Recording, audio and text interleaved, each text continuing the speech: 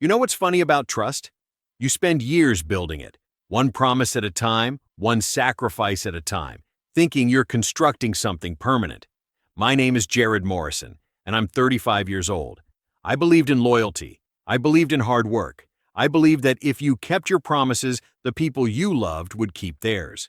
My wife Marianne told me she needed a month away to find herself. I supported her completely. I defended her to family and friends who questioned the trip. I covered all her responsibilities, the bills, the house, the explanations, and she came home pregnant, not with my child. We hadn't been intimate in over 2 months before she left.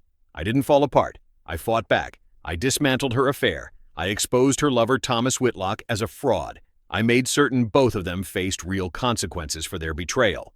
Trust, once shattered, cannot be rebuilt, but justice can be taken. Before I go any further, let me know in the comments where in the world you are watching from, and make sure to subscribe, because tomorrow I will share a story you don't want to miss. But let me start from the beginning. I remember the exact moment my marriage died. Tuesday evening around 7:30. I just finished wiping down the kitchen counters, something I'd gotten good at during Marianne's absence. The sponge was still in my hand when I heard the front door open. "I'm home," she called out, like she'd just come back from the grocery store. I set down the sponge and walked toward the entryway. She was standing there with her suitcase beside her, tanned and relaxed in a way that made my stomach turn before I even understood why. There was this glow about her, radiant, people would probably call it, and she held her purse in front of her stomach like a shield. "How was it?" I asked. "Transformative." She set down her purse carefully, keeping one hand near her midsection. "I really found what I was looking for, Jared." I nodded slowly, watching her movements. The protective stance, the nervous energy behind her smile, the rehearsed quality of her words. "You're pregnant." Her mouth fell open. "How did you? You're glowing like you just stepped out of a magazine, and you haven't let me within 3 feet of you since you walked in." I kept my voice steady, even though my hands wanted to shake. "Whose is it?" "Jared, please, let me explain." "Whose is it?" She straightened her spine, and I saw defiance flash across her face, the look of someone who'd already decided I was the villain in her story. "His name is Thomas Whitlock. I met him at the retreat center." I laughed. I actually laughed. "A retreat center? You told me you were going to a wellness spa in Sedona." "I was at a retreat center in Sedona." "It's not like I lied. You're standing in our living room, pregnant with another man's baby, and you're arguing semantics?" I stepped closer.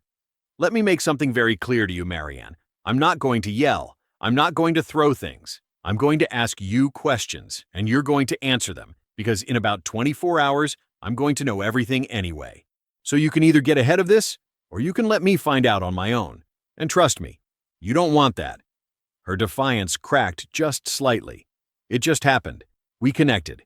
He understood me in ways you never don't." I held up my hand. "Don't you dare turn this into my failure.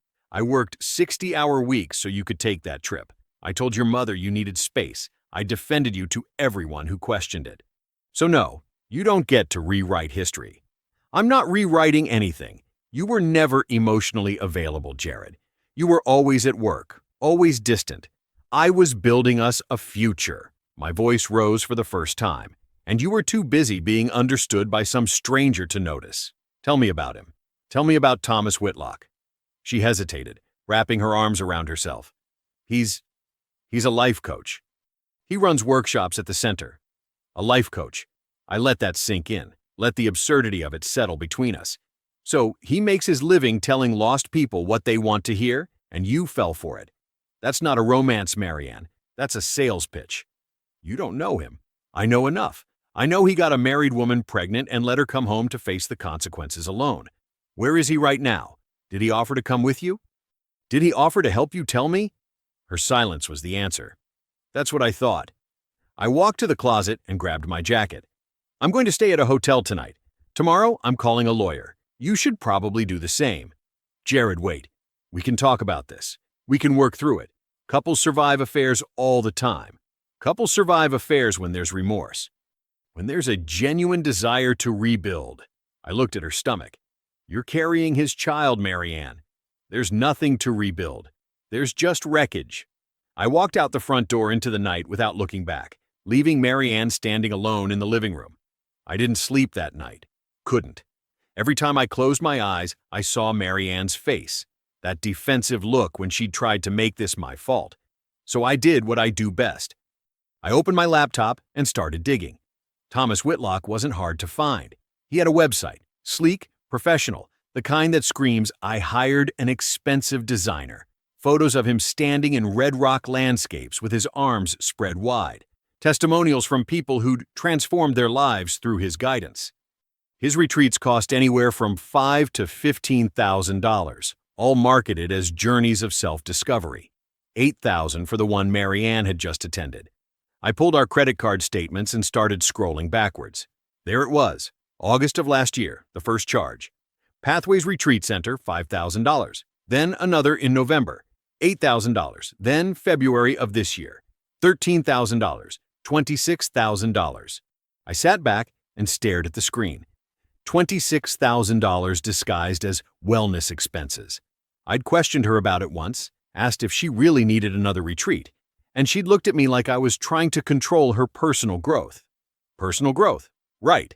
But that wasn't what made me sit up straight. At the bottom of Thomas Whitlock's website was a link to his nonprofit, Pathways to Purpose.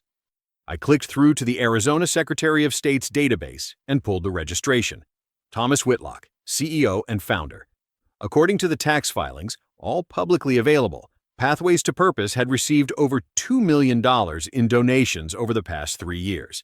And according to those same filings, almost none of that money had gone to charitable programs. I'm an accountant. I've seen fraud before. This wasn't even subtle. The program expenses were inflated beyond reason. The administrative costs included line items like executive wellness retreats and leadership development. There were payments to shell companies with names like Sedona Consulting LLC and Red Rock Advisory Group, companies that, when I searched for them, had no web presence, no physical addresses, nothing. Thomas Whitlock had been running a textbook charity scam, and nobody had caught him because he was charming and his victims were too embarrassed to complain. I called Gerald Hutchinson at 7 the next morning. Gerald was a forensic accountant who'd helped me on a case a few years back. Guy could find financial dirt on anyone. "Jared?" He sounded groggy. "It's 7 in the morning. I need your help." I told him everything. The affair, the pregnancy, the retreats, and then I told him about Pathways to Purpose. Gerald whistled low. "You want me to dig deeper?" "I want you to bury him. Give me a few hours." By noon, Gerald called back. I was sitting in the hotel room staring at the wall when my phone rang. "Jared, this guy's a walking felony." Gerald sounded almost excited. I found shell companies funneling money back to his personal accounts. Fake expenses for retreats that never happened. Personal purchases, cars, real estate, disguised as program costs. He's been doing this for years. How bad? Wire fraud, money laundering, charity fraud. If the AG's office gets wind of this, he's looking at serious prison time. I felt something cold settle in my chest. "Can you document all of it?" "Already done. I'll send you the full report by end of day." "Gerald?" "Yeah?" "Thank you. Don't mention it. Seriously, don't mention it. I don't want to be anywhere near what you're about to do." I hung up and stared at my laptop. I had everything I needed to destroy Thomas Whitlock. I could send this to the Arizona Attorney General tomorrow and watch his entire life collapse, but I wasn't ready to use it yet. First, I needed to secure my own position. I needed to make sure Mary Ann couldn't touch me legally or financially. I needed to protect the house, the retirement accounts, everything I'd built. And then, only then, I'd pull the trigger. I closed my laptop and opened a new browser window. Time to find a divorce attorney, the best one I could afford. This next move had to be precise. Diane Holloway's office was on the 14th floor of a glass tower downtown. Everything about it screamed expensive. The polished reception desk, the leather chairs, the art on the walls that probably cost more than my car. I didn't care about the cost. I cared about results. Diane walked in at exactly 9 o'clock. Sharp suit, sharp heels, sharp eyes that swept over me like she was already calculating what I was worth. "Mr. Morrison," she shook my hand. "I read your initial intake form. Let's talk strategy." We sat down and I laid it all out.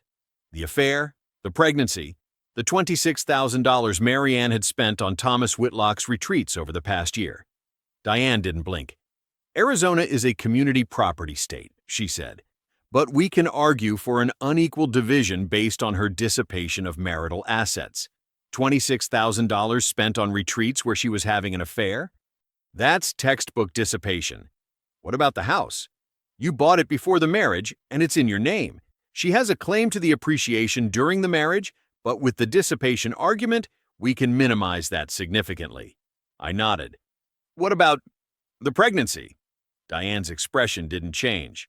Not your child, not your responsibility. We'll request a paternity test to confirm, but based on your timeline, this should be straightforward. How long will this take? Depends on how hard she fights. If she's smart, she'll settle quietly. If she's not, we'll drag every detail into court and let a judge decide. Diane leaned back in her chair. Either way, you're in a strong position. You have documentation. You have a clear timeline. And you have her financial misconduct on record. I want this over as quickly as possible. Then we move fast. I'll draft the filing today. You'll sign tomorrow. She'll be served by the end of the week. I left Diane's office feeling something I hadn't felt in days. Control. By Friday afternoon, Mary Ann had been served. My phone lit up almost immediately. 17 calls. I didn't answer a single one.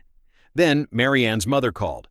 I'd always liked Eunice. She was blunt, practical, the kind of woman who didn't tolerate nonsense. But the moment I answered, I knew that was over.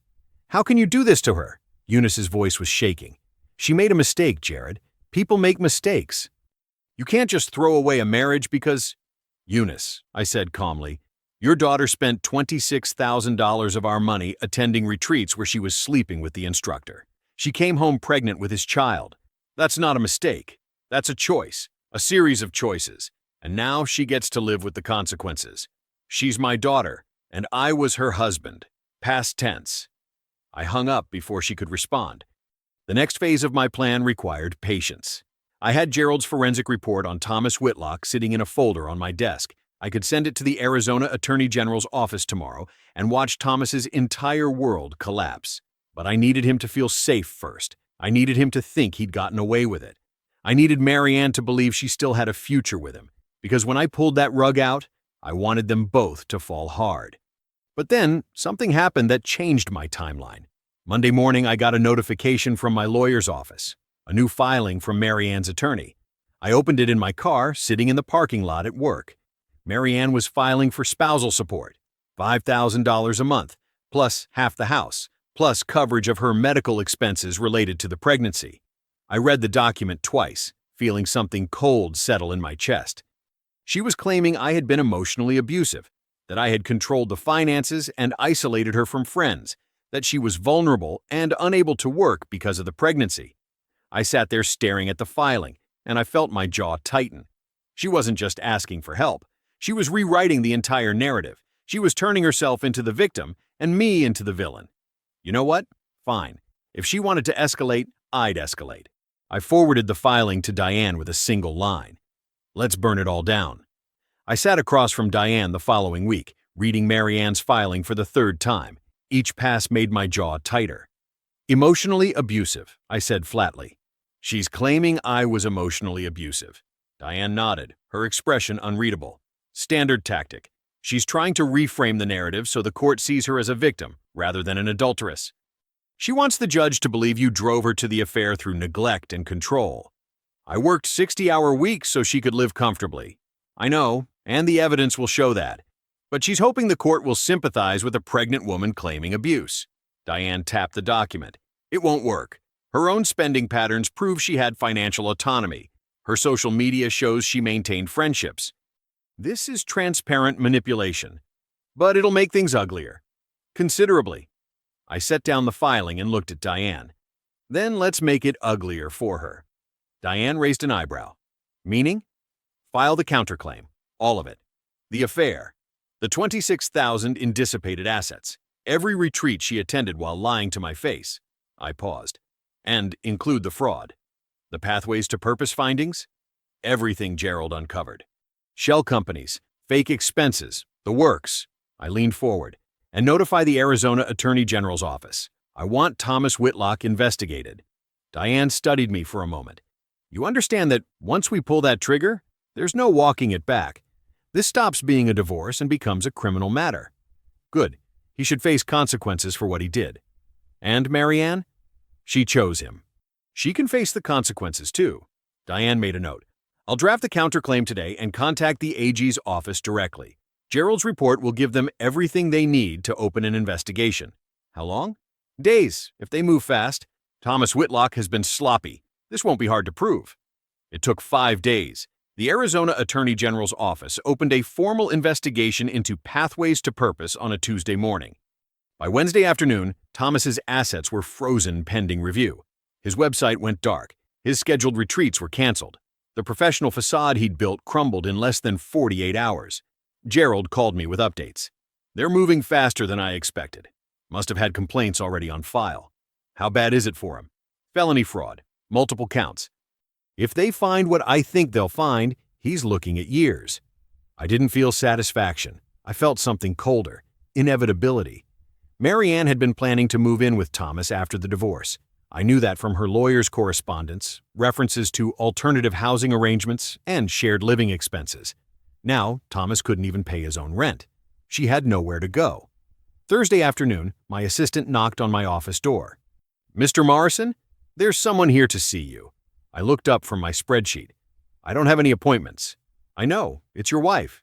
Ex-wife, I thought, but didn't correct her. Let her through. Marianne walked into my office looking like she'd aged 5 years in 2 weeks. Her eyes were red-rimmed. Her hands were shaking. You did this, she said. No greeting, no preamble. You destroyed him. I set down my pen. I reported a crime. He destroyed himself. The investigation, the frozen accounts, everything. That was you. You couldn't just let it go. You had to ruin him. He ruined himself the moment he started stealing from people who trusted him. I kept my voice level. I just made sure someone noticed. He's going to lose everything. His business, his reputation, his freedom, probably. I met her eyes. Charity fraud is a felony, Marianne.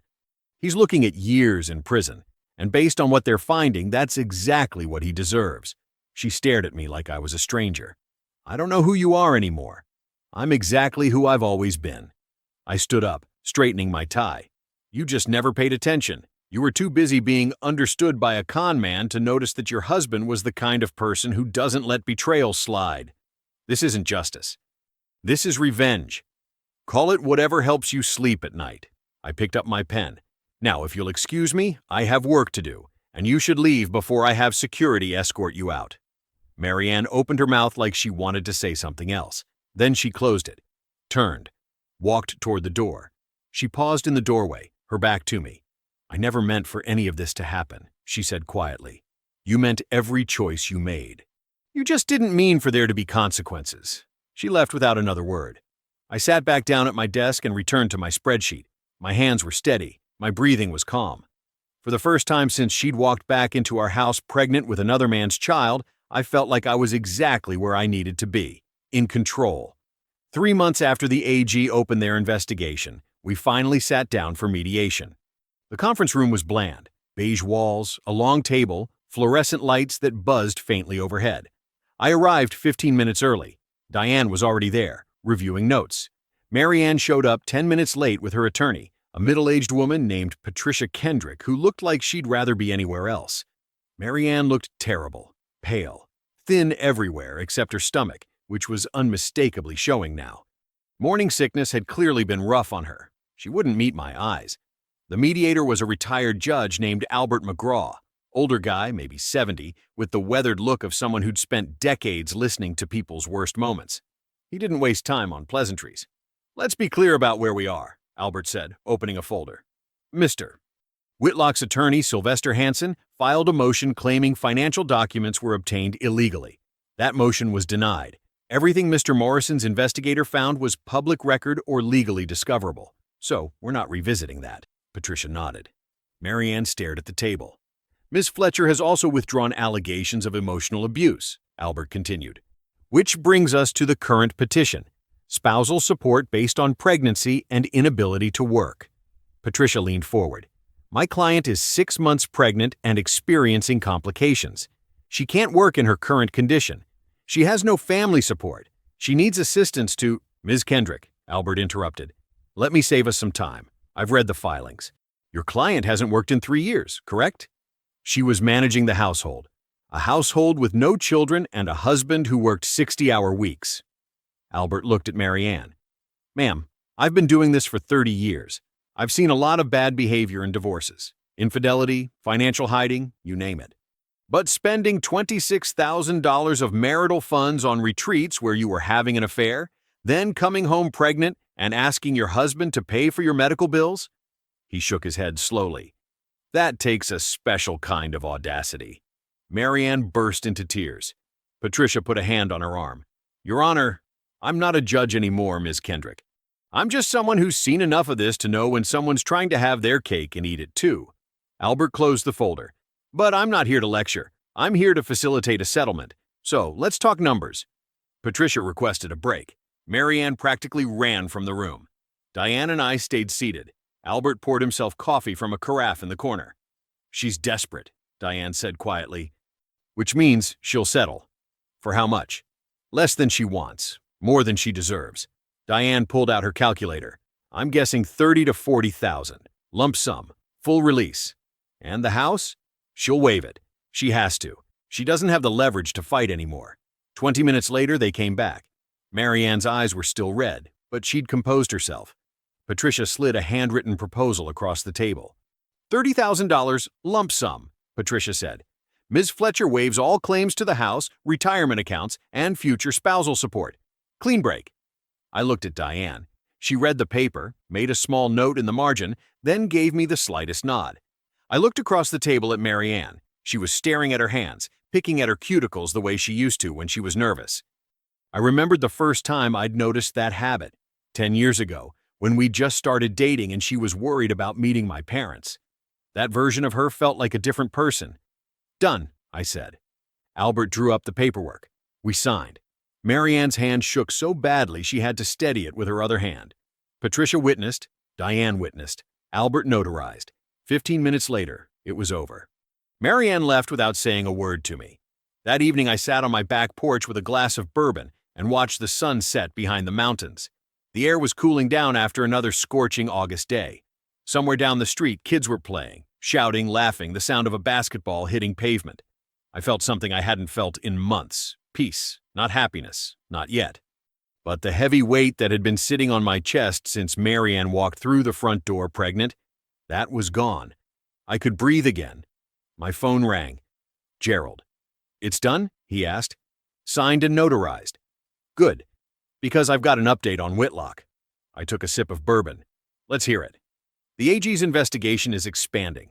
They found more victims, women who gave money to Pathways to Purpose based on his promises. There's a class action lawsuit forming. Even if he avoids prison, he's financially destroyed. No one will touch him. He's done. Completely. I looked out at the mountains, the last rays of sunlight turning them orange and gold.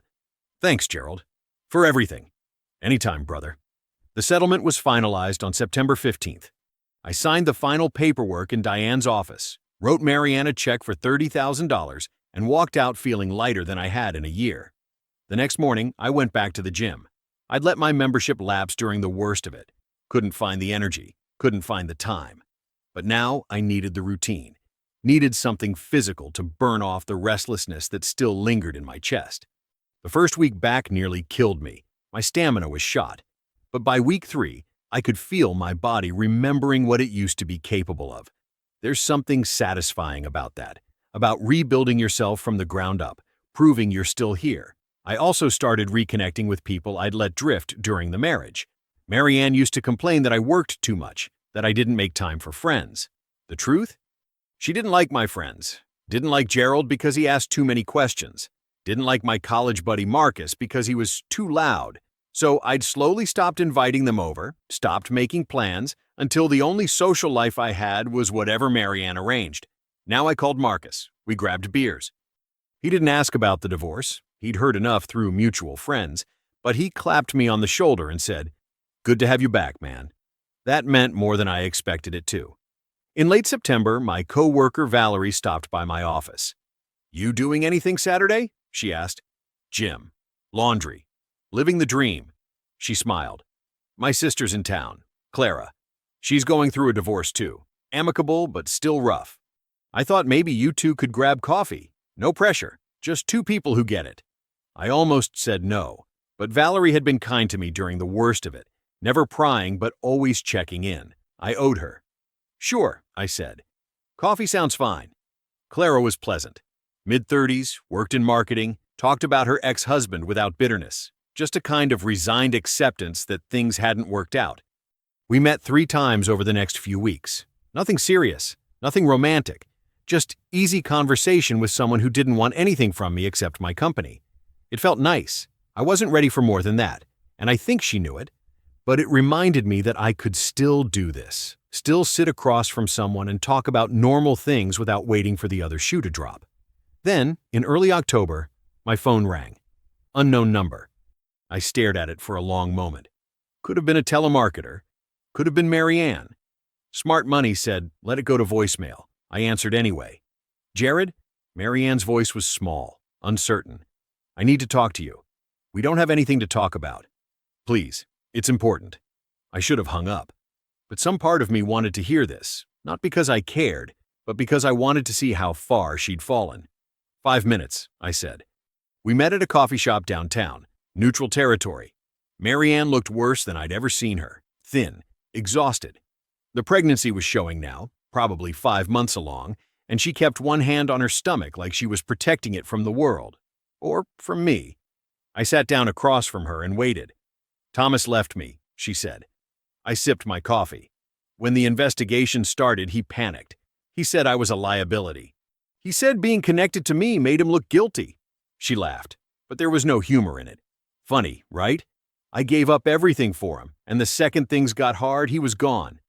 That's what predators do, I said. They take what they want and move on. I know that now. She looked at me, and I saw something like hope flicker in her eyes. Jared, I know I don't deserve it, but I need help. I can't afford my apartment. I can't afford the medical bills. My mother won't speak to me. I have nowhere to go. I set down my coffee. Let me make sure I understand this. You cheated on me. You lied to me. You stole from me. You tried to paint me as an abuser in court. And now you want me to help you? I'm not asking for me. I'm asking for the baby. The baby, I repeated. Thomas's baby. He's not going to be in the picture. You know that. I stood up. That's not my problem, Marianne. You made your choices. You live with them. That's how the world works. Jared, please. Goodbye. I walked out and didn't look back. That night, I couldn't sleep. Not because I felt guilty. I didn't. Marianne had burned every bridge she had, and now she was standing in the ashes asking for a ladder. But I realized something lying there in the dark. She wasn't going to stop. She was desperate, and desperate people do desperate things. I needed to make sure she couldn't touch me again. 2 weeks after the coffee shop meeting, I came home to find a certified letter wedged in my door. I knew what it was before I opened it. The letterhead read, Law Office of Bill Romero, Escalation. The language was aggressive but sloppy, clearly written by someone working on contingency who'd taken whatever case walked through the door. Marianne was claiming she had newly discovered evidence that I had manipulated the mediation process and coerced her into signing an unfair settlement. She wanted the case reopened. I called Diane immediately. Can she do this? She can file whatever she wants, Diane said. Her voice carried the kind of annoyed patience you'd use with a persistent mosquito. Whether it goes anywhere is another matter. This is a Hail Mary. She's hoping you'll settle just to make it go away. I won't. Good. Because if you do, she'll know she can bleed you forever. The next few weeks felt like walking through mud. Bill Romero requested documents, bank statements, emails, text messages. Diane filed motions to dismiss, arguing that the settlement was final and that Marianne had been represented by competent counsel throughout. The court scheduled a hearing for mid-December. I remember sitting at my desk one afternoon, staring at yet another request for production of documents, and thinking, she's never going to stop. No matter how many times I win, she's going to keep coming back, because admitting defeat means admitting she destroyed her own life. Some people can't do that. They'd rather fight forever than accept responsibility. The hearing was on a Tuesday morning. Cold outside, the kind of December cold that gets into your bones. I went alone. Diane had offered to come, but I told her I could handle it. I wanted Marianne to see my face when the judge dismissed this nonsense. The courtroom was small, Family court, not much bigger than a large conference room. Marianne sat at the plaintiff's table with Bill Romero, who looked like he already knew how this was going to end. His suit was cheap. His briefcase was worn. He kept glancing at Marianne like he was silently calculating how much money he'd wasted on this case. I sat at the defense table and waited. Judge Clara Wright entered at 9 o'clock sharp. She was a no-nonsense woman in her 50s, with sharp eyes and the kind of expression that said she'd seen every trick in the book and wasn't impressed by any of them. "Mr. Romero," she said, settling into her chair, "you filed a motion to reopen the settlement agreement in Morrison v. Fletcher. Walk me through your argument." Bill stood. "Your Honor, my client has recently become aware of several factors that call into question the fairness of the settlement she signed in August. Mr. Morrison withheld financial information, applied undue pressure during mediation, and—" "What financial information?" Bill hesitated. The extent of his retirement accounts, those were disclosed during discovery. I have the file right here." Judge Wright tapped a folder in front of her. "What else?" "The pressure he applied. She was represented by counsel, a competent attorney who advised her throughout the process. What pressure are we talking about?" Bill glanced at Marianne. She was staring at the table, her face pale. "Your Honor, my client was in a vulnerable emotional state. Then her lawyer should have advised her to wait." Judge Wright leaned forward. "Mr. Romero, I've been on this bench for 12 years. I've seen a lot of bad settlements. I've seen people taken advantage of. This is not that. Your client signed an agreement 4 months ago. She had ample time to review the terms. She had legal representation. And now she's claiming she was coerced, but she's presented no evidence of coercion. She's presented no new facts. What she's presented is buyer's remorse." She turned to Marianne. "Miss Fletcher," she said, using Marianne's maiden name, "do you understand what I'm saying?" Marianne nodded, her face red. "Good. This motion is dismissed with prejudice. If you file another frivolous claim against Mr. Morrison, I will sanction you. Are we clear?" "Yes, Your Honor," Marianne whispered. "We're adjourned." I left the courthouse and stood on the steps for a moment, feeling the cold air on my face. It was over. Finally over. Or so I thought. January came quiet and cold. I found out Marianne gave birth because she sent me an email, long, rambling, full of sentences about how she'd been reflecting and growing, and how she hoped we could find peace with each other. I deleted it without reading past the first paragraph. Thomas wasn't there for the birth. I know that because Gerald still had connections to people who knew people, and word travels. Eunice flew in from Wisconsin, but she and Marianne had a fight so bad that Eunice left after 3 days. Marianne was alone. Good. I thought that was the end of it. I really did.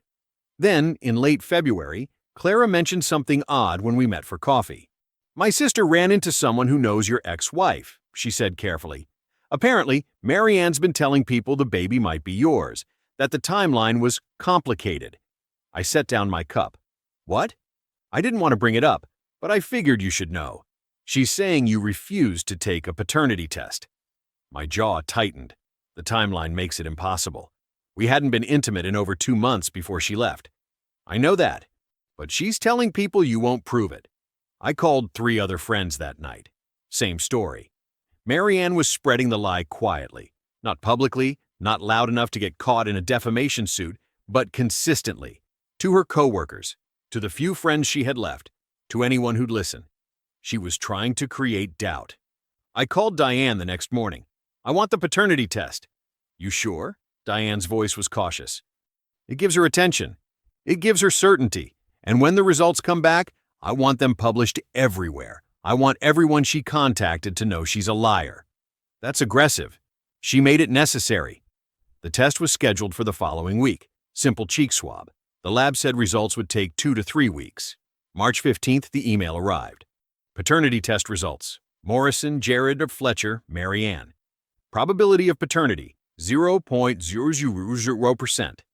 I stared at the screen for a long moment, feeling something cold and sharp settle in my chest. 0%. Not unlikely, not improbable. 0. I forwarded the email to Diane with a single line. "Send this to everyone she contacted." Diane didn't argue. Within 2 hours, the results had been sent to Eunice, to Marianne's employer, to every friend whose name I could remember. No cover letter, no explanation. Just the lab report with that single, undeniable number. 0%. That night, I did something I'd been waiting months to do. I called Thomas Whitlock. He answered on the third ring, his voice wary. "Who is this?" "Jared Morrison, Marianne's ex-husband." Silence. "I know you're scared," I said calmly. "I know the AG is closing in. I know your lawyer's telling you to keep your head down and hope for a deal. But I want you to understand something, Thomas. I'm not going away. I'm going to be at every hearing. I'm going to be at the trial if there is one. I'm going to make sure every single person who ever gave you money knows exactly what you did with it. You've already destroyed my life." His voice shook. "What more do you want? I want you to take responsibility. I want you to stand up in court and admit what you did. And I want you to acknowledge that you have a son and that you're going to support him. I don't have any money. Then you'll figure it out. Because if you don't, I'll make sure the court knows you abandoned your child. I'll make sure it's part of your public record. And when you get out, whenever that is, I'll make sure every potential employer knows exactly what kind of man you are. Why do you care about her kid? She betrayed you." I leaned back in my chair. "I don't care about her. I care about justice. And part of justice is making sure you don't get to walk away from the consequences of what you did." He hung up on me. 2 weeks later, Sylvester Hansen contacted Bill Romero. Thomas was willing to sign a parenting agreement and provide child support, contingent on the terms of his plea deal. Marianne called me that night. I let it go to voicemail. "Jared." Her voice was thick, unsteady. "I don't know what you said to him, but thank you. I know I don't deserve it. I know I don't deserve anything from you, but thank you." I deleted the message and went back to my dinner. April 20th, Federal Courthouse, downtown Phoenix. I sat in the back row of the gallery, arms crossed, watching Thomas Whitlock stand before Judge Patricia Brennan. His shoulders were hunched. His expensive suit, probably the last one he'd ever wear that fit properly, hung a little looser than it had 6 months ago. The plea agreement had taken weeks to finalize. 3 counts of wire fraud, 1 count of money laundering. His lawyer, Sylvester Hansen, had fought for probation. The AG's office had pushed for 8 years. Judge Brennan settled it. "Mr. Whitlock," she said, her voice carrying across the silent courtroom. "You exploited people who trusted you. You took money intended for charitable purposes and used it to fund a lifestyle built on lies. The presentencing report shows a pattern of predatory behavior spanning years." Thomas stood perfectly still. "I am sentencing you to 4 years in federal prison, followed by 3 years of supervised release. You will also pay restitution in the amount of $1.2 million to the victims of your fraud." $1.2 million. Money he didn't have. Money he'd never have. He'd be paying it off for the rest of his life, assuming he lived long enough. I felt something settle in my chest. Not quite satisfaction, but close. Thomas glanced back once as the marshals approached. His eyes found mine in the gallery. Just for a second. I saw fear there. Real, raw fear. Good. After the hearing, I stood on the courthouse steps, letting the sun hit my face. It was warm, clear. The kind of day that made you believe things could actually get better. "Mr. Morrison?" I turned. An older woman stood a few feet away, her purse clutched in both hands. Gray hair pulled back, soft features, but tired eyes. "Yes?" "My name is Elsie Nguyen. I was one of the victims." I straightened. "Ms. Nguyen, I understand you're the one who reported him to the Attorney General's office." "I am." She stepped closer and took my hand in both of hers. Her grip was firm. "Thank you. I thought I was the only one who saw through him. I thought I was crazy." "You weren't crazy," I said. "You were just targeted by someone who knew how to exploit trust." Her eyes glistened. She squeezed my hand once more, then let go and walked away. I stood there for a while, watching people come and go from the courthouse. Lawyers, defendants, families, everyone carrying their own version of justice or injustice. It was over. Not just the trial, everything. The marriage, the betrayal, the anger that had driven me for months. I was free. 2 years later, I'm still at the same company, but now I've got a corner office and a team of 6 reporting to me. Senior manager. The promotion came through last spring and it felt earned. Not handed to me. Earned. Gerald and I still meet for lunch every couple of weeks. He's one of my closest friends now. Funny how a shared battle can do that. Turn a professional contact into someone you actually trust. Clara and I dated for about a year. It didn't work out. We wanted different things. But we're still friendly. I ran into her at a coffee shop last month, and we talked for 20 minutes like it was the easiest thing in the world. Last fall, I met Roseanne Parker. She's a physical therapist, divorced, 2 kids, 10 and 12. We met through a mutual friend, went to dinner, and I liked how she didn't ask about my past right away. She just let me be present. We're taking it slow, but it feels right. I don't think about Marianne much anymore. She's still in town, still working the same job. They almost fired her when the paternity results went around, but she kept her head down and survived. She's raising the boy alone. Thomas sends money when he can, but he won't be out for another 2 years, and even then, he'll be a felon with nothing to offer. Her mother Eunice still won't speak to her. Most of her friends drifted away. She's become one of those cautionary tales people whisper about at parties, the woman who threw away a good marriage for a con man and ended up with nothing. I don't feel sorry for her. She made her choices. She was an adult. She knew what she was doing. And I made my choices too. I chose to fight. I chose to protect myself. I chose to make sure the people who wronged me faced real consequences. Some people might call that revenge. I call it justice. It's dusk now. I'm sitting on my back porch, the same one where I drank bourbon alone 2 years ago, trying to make sense of the wreckage. Roseanne's beside me. She's got her legs tucked under her, a glass of wine in her hand, telling me about her daughter's science project. I raise my glass toward the horizon. To the future, I say quietly. She smiles and taps her glass against mine. To the future. And I mean it. Because I earned every bit of this piece. I believe stories such as this find us for a reason. If this one touches you, please subscribe. I share a new one every day. In the meantime, there are 2 stories on the screen that are even better.